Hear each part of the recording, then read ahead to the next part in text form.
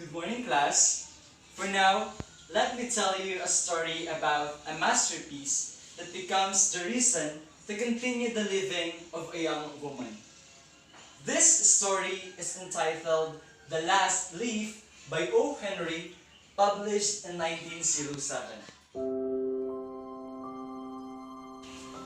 In New York City, there are two painters named John C. and Sue who have met in the restaurant and decided to live and work together. As the winter comes, the village has been entered by a visitor called Mr. Pneumonia. Mr. Pneumonia isn't nice. He makes John C. weak and he is deadly.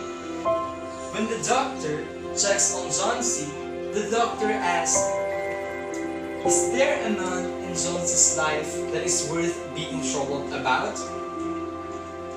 "A man? Is a man worth?"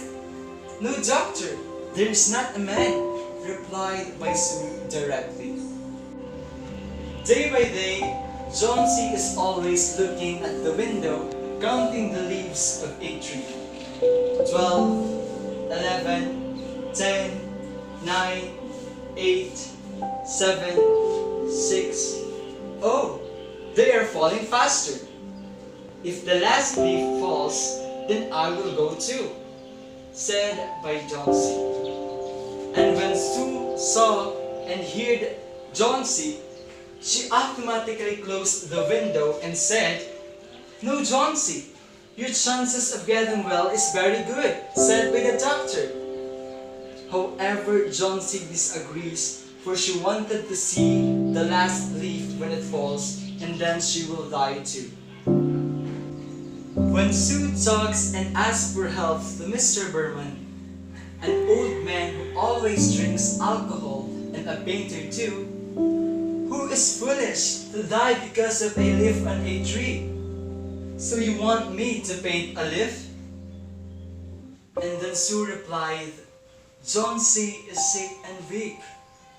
This illness has put strange into her mind. But you know, someday I will paint a masterpiece and I will take you away from here," replied by the old man confidently. When the night covers the sky, a strong rain, storm, and snow comes. When the morning comes, John C. keeps on telling Sue to open the window for she wants to see the tree. And when Sue opened it, she was surprised. Oh, even with all the rain and snow, one leaf clings to the tree near the wall. "Look, John C., is it beautiful, right?" And then John C. replied, "Yes, my friend, it is. And now, Sue, I have realized it is wrong for me to die. That last leaf has proved something good to me.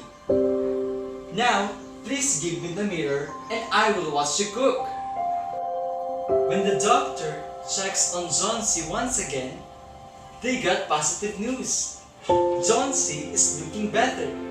However, the doctor leaves earlier for he has another patient named Mr. Berman who also got pneumonia. The next day, Sue talks to John C. "John C., I have a bad news. Mr. Berman has found in his room and his clothes and shoes were wet and cold as ice." "Oh, really? How could that happen?" replied by Sue surprisingly. Then out of nowhere, John C. asked Sue, "Sue, have you ever wondered why thus the last leaf isn't moving?" "Oh, it's Mr. Berman's great masterpiece. He painted it before the last leaf fell," replied by Sue directly and happily. And that's the end of the story entitled The Last Leaf by O. Henry. Now, class, what have you learned from the story? Can you share it with the class?